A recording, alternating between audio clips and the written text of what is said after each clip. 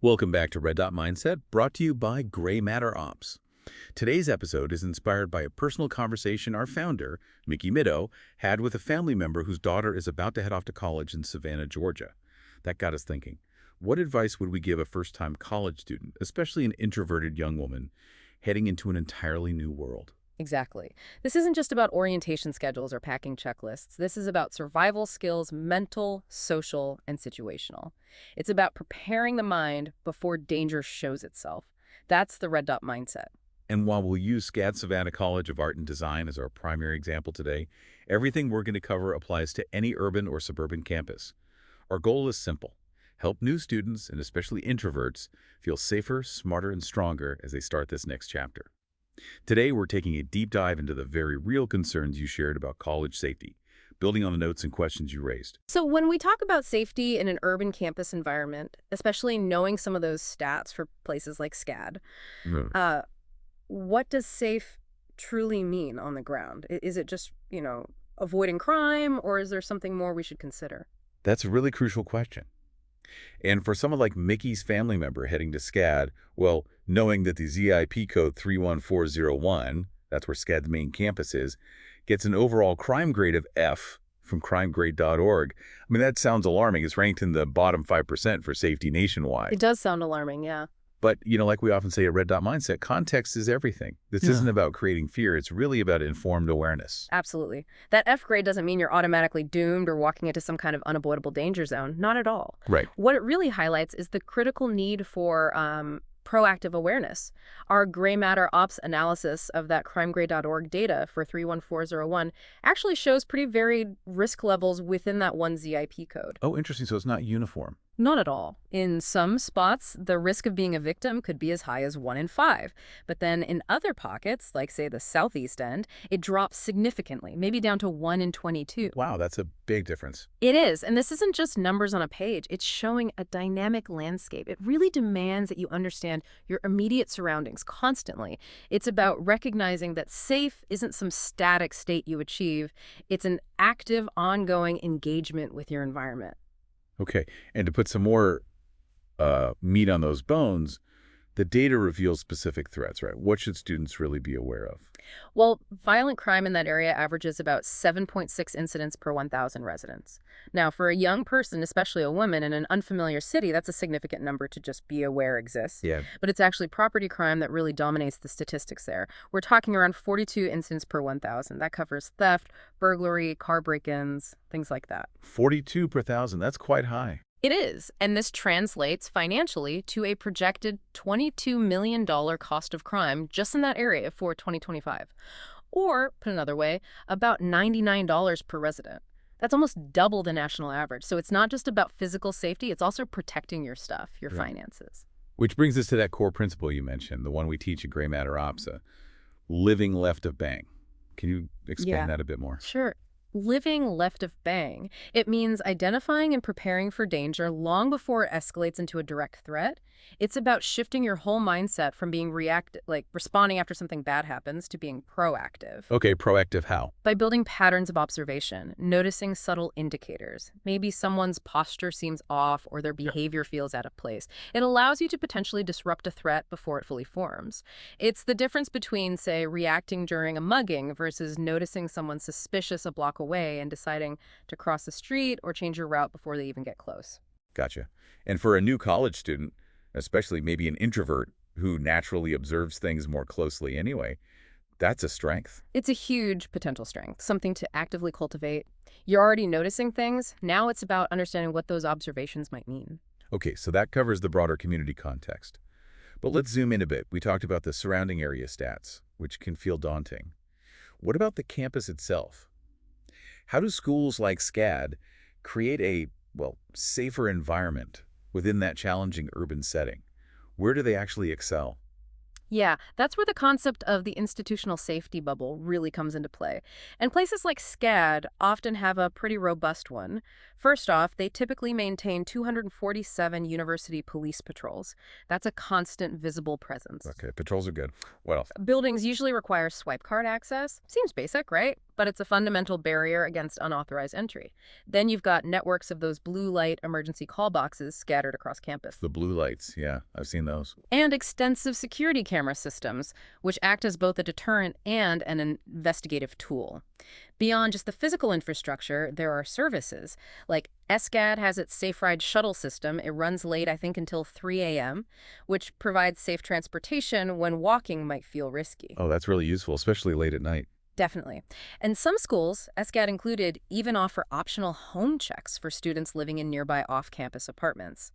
These aren't just, nice perks. They are distinct layers in a deliberately designed security framework. Which leads us to a really vital piece of advice from us here at Red Dot Mindset. Always, always look up your college's Clery report. Can you explain what that is? Sure. The Clery Act requires all colleges and universities that receive federal funding to publish an annual security report. It details crime statistics that occur on campus, in certain off-campus buildings owned or controlled by the school, and on public property within or immediately adjacent to the campus. So it gives you the actual campus crime picture. Exactly. It's a transparent way to see what's really being reported right there. For instance, looking at SAT's data, their recorded campus crime rate is way lower than the surrounding community, something like 13 incidents per 10,000 students. 13 per 10,000. Compared to 42 property crimes per 1,000 in the surrounding area. See? It's a fraction. It gives you a much more specific, unvarnished look at the internal safety landscape rather than just the general neighborhood stats. That's incredibly important context. And for someone like Mickey's family member or any new student, doing some prep before arriving is a huge anxiety reducer. Builds confidence right away. What kind of prep are we talking about? Before you even step foot on campus for orientation, download the campus map. Get familiar with it. Proactively locate every single blue light box near your dorm, your classes, the library. Identify where the campus security office physically is. Okay, map, blue lights, security office. Pinpoint all the shuttle pickup points for that Safe Ride system. Understand how close your dorm is to the regular patrol zones. This isn't just busy work like ticking off a checklist. Right, it's about building familiarity. Precisely. Yeah. It's about building a mental map of security. You're transforming what feels like an unknown, maybe intimidating environment into a familiar, navigable space in your mind. This proactive mapping, it's a core gray matter ops tenet, translates directly into feeling more in control and prepared from day one. That makes a lot of sense. Okay, let's pivot slightly. Rideshare services, Uber, Lyft, they're everywhere on and off campuses. Super convenient, especially for new students, maybe without a car, navigating a new city. They can seem like a lifeline. They definitely can be. But what are the absolute critical safety steps someone like this young woman heading to Savannah must take every single time she uses one? No exceptions. Okay, so from a gray matter ops safety briefing perspective, specifically for rideshares, we emphasize strict pre-contact verification. Number one, you must always match the car's make, model, A&D license plate before you even think about opening that door. We match everything. Got it. This isn't optional, it's mandatory. And here's a subtle but really critical communication tip. When the driver pulls up, don't immediately offer your name like, "Hi, are you here for Sarah?" Okay, so what should you say? Instead, you ask them, "Who are you picking up?" If they respond with your name, picking up Sarah, then you've confirmed they're the right driver, but you didn't give away your identity first to potentially the wrong person. Ah, clever. I like that. Okay, what else? Once you're sure it's the right car. Get in the back seat, always. And keep all your belongings, your purse, your backpack with you on your lap or right next to you. Not on the floor, not out of reach. Back seat, keep belongings close. Avoid sharing unnecessary personal information during the ride. Keep the conversation light and impersonal. And crucially, don't wear earbuds or headphones. You need to maintain full situational awareness, including auditory awareness. No earbuds. Okay. And tracking. Absolutely. Always use the in-app tracking feature. Most apps allow you to share your trip progress with a trusted contact. Do it. Let someone know you're en route and where you are.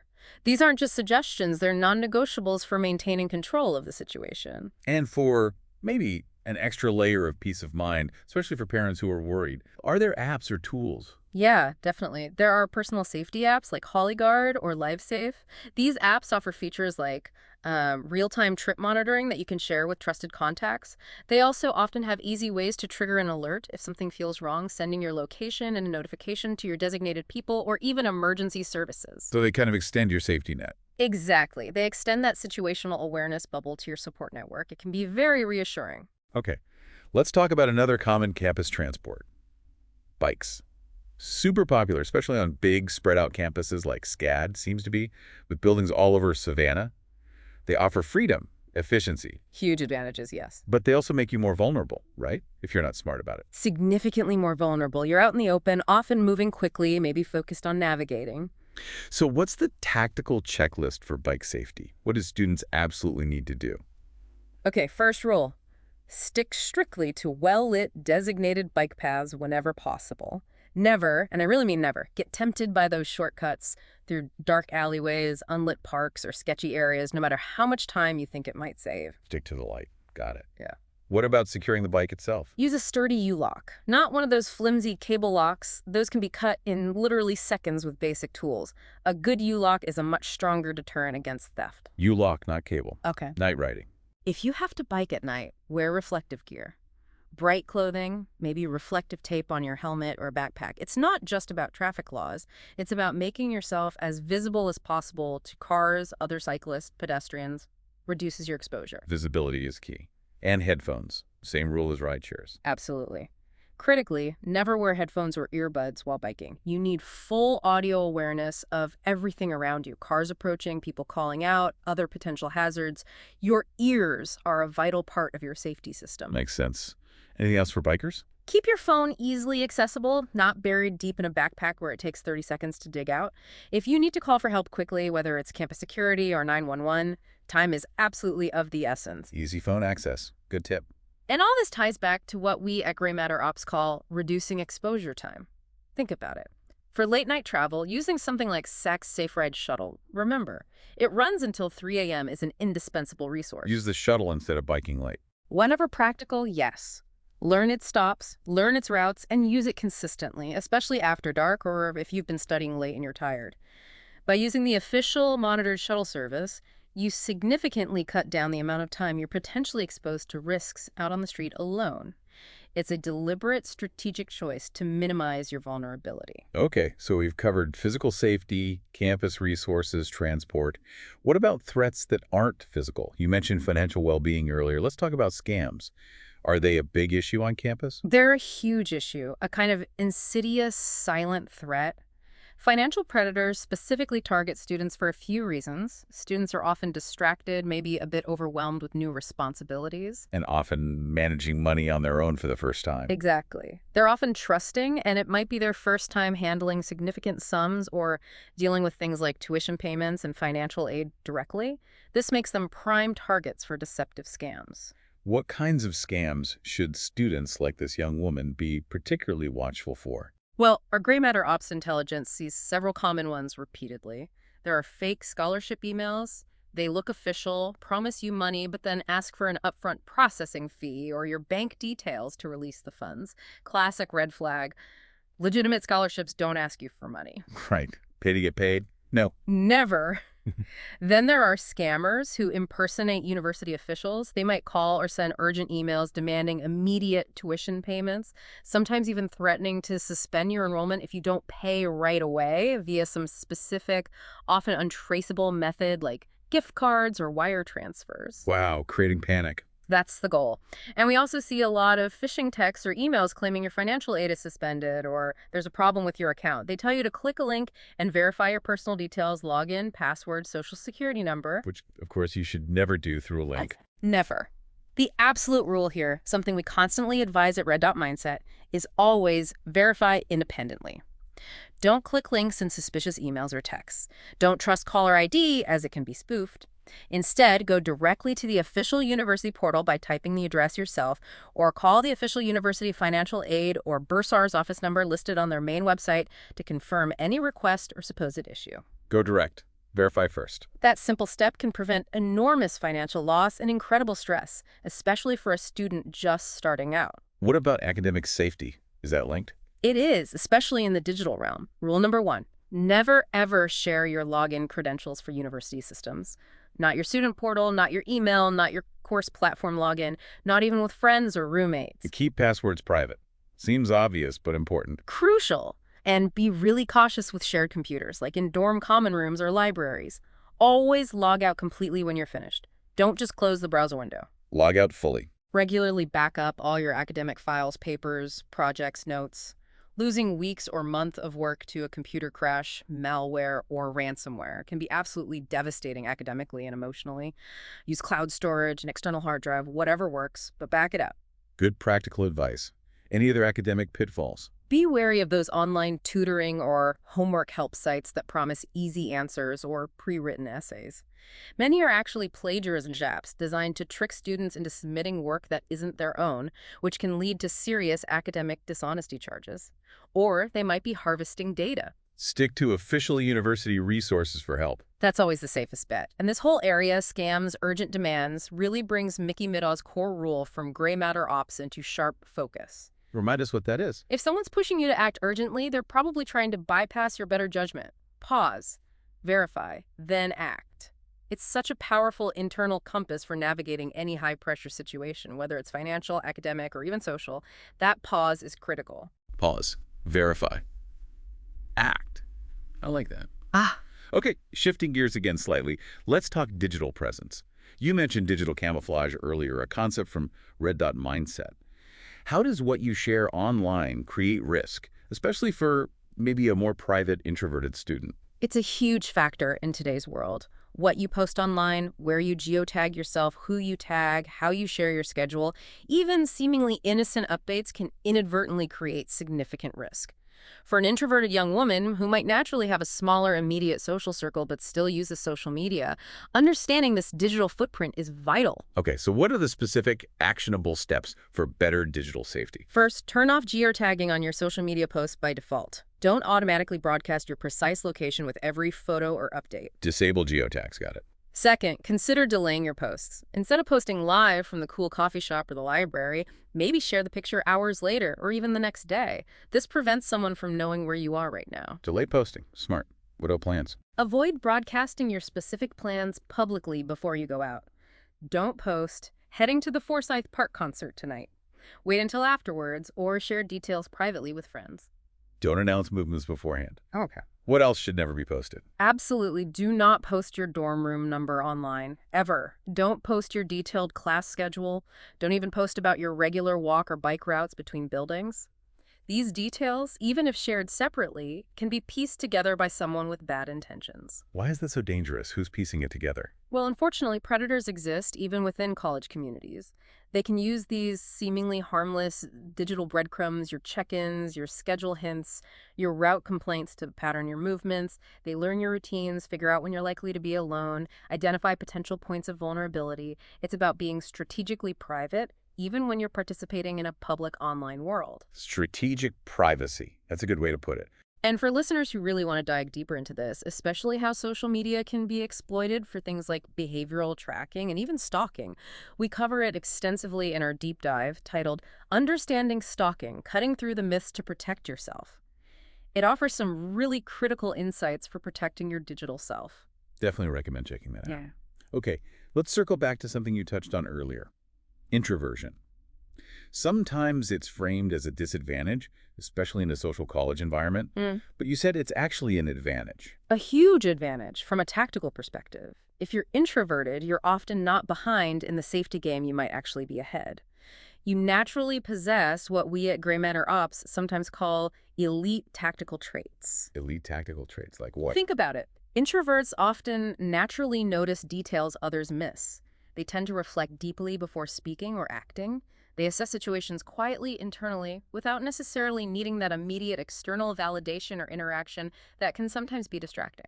Okay, I see that. Observation, reflection, quiet assessment.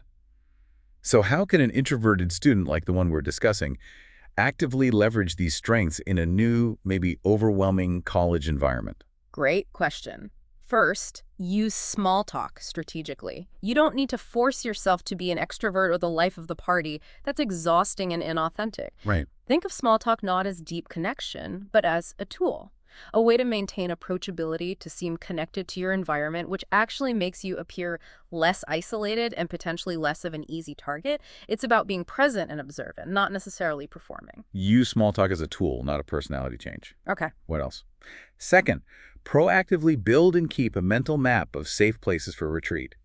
And think beyond just your dorm room. Where are the quiet corners in the library? Which student lounges feel comfortable and secure? Where's the campus security building again?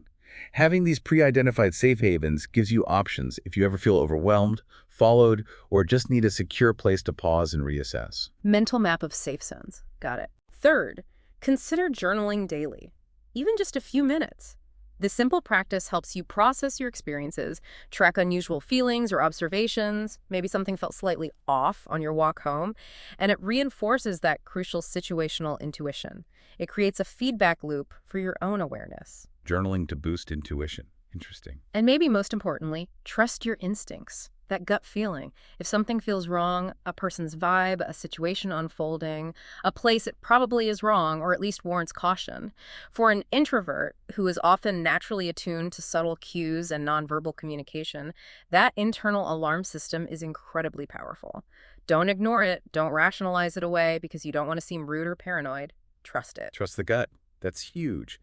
But what if you feel that gut feeling, that doubt, but you're not sure what to do? You freeze up. That's where the GRAY protocol from Gray Matter Ops comes in. It's a simple 3-step mental framework designed specifically for those moments of uncertainty when your instincts are firing but confusion might set in. Okay, what are the steps? The Gray protocol. Step 1, observe without assuming. Just gather information. What are you actually seeing, hearing, feeling? Don't jump to conclusions yet. Observe. Okay. Step 2, prepare without panicking. Take a breath. Calm yourself. Assess your immediate options based on your observations. What can you do right now? Create distance. Alert someone. Seek a safer location. Make a quick mental plan. Prepare. Got it. Yeah. And step 3. Act without hesitation. Once you've observed and prepared, commit to your chosen course of action. Move decisively, whether it's walking away, making a call, crossing the street, entering a populated building, act on your plan. This protocol helps cut through the freeze response and empowers effective action. Observe, prepare, act. Simple, clear. I like that. You know, listening to all this, if there's one single message we want listeners, and especially this young student heading off to college, to take away, what would it be? I think it's this. You don't need to be fearless to be safe. In fact, fearlessness often comes from a lack of awareness, which is dangerous. Right. Fearlessness isn't the goal. No. What you truly need is to be trained, to be equipped with knowledge, like what we've discussed today, to be empowered by strategy, knowing the protocols, the safety tips, and to be confident in your own innate abilities, especially those keen observational skills many introverts naturally possess. It's about capability, not the absence of fear. Trained, equipped, empowered, confident. That's a powerful combination. Okay, maybe let's wrap this up with a quick checklist summarizing the key takeaways from today's deep dive. Something easy to reference. Good idea. Here's a quick reference checklist, pulling directly from our conversation. Okay, hit me. First, download and really learn your campus safety map. Make it part of your mental landscape before day one. Got it. Map learned. Know your shuttle stops and exactly where those blue light emergency boxes are located near your key areas. That's proactive security awareness. Shuttles and blue lights mapped. Consider installing a personal safety app like HollyGuard or LifeSafe. Extend your safety network. Safety app. Ooh, always confirm rideshare identity using that specific question. Who are you picking up before getting in? Your rideshare verification question memorized. If you bike, ride only on well-lit paths whenever possible. Use a U-lock, wear reflective gear at night, and absolutely no headphones. Bike safety rules locked in. Ooh, watch out for those phishing emails and urgent tuition scams. Always verify official requests independently through official channels. Scam awareness activated. Verify everything. Practice digital camouflage. Delay social media posts. Avoid live geotagging. Keep personal details like dorm numbers and schedules offline. Digital camouflage engaged. Use your introvert strengths. Leverage that natural situational awareness, your tendency to reflect, your minimal distraction levels. See them as tactical advantages. And introvert strengths embraced as advantages. And finally, Share your location quietly and consistently with at least one trusted contact at all times using your phone's built-in features or a safety app. Will location shared with trusted contact.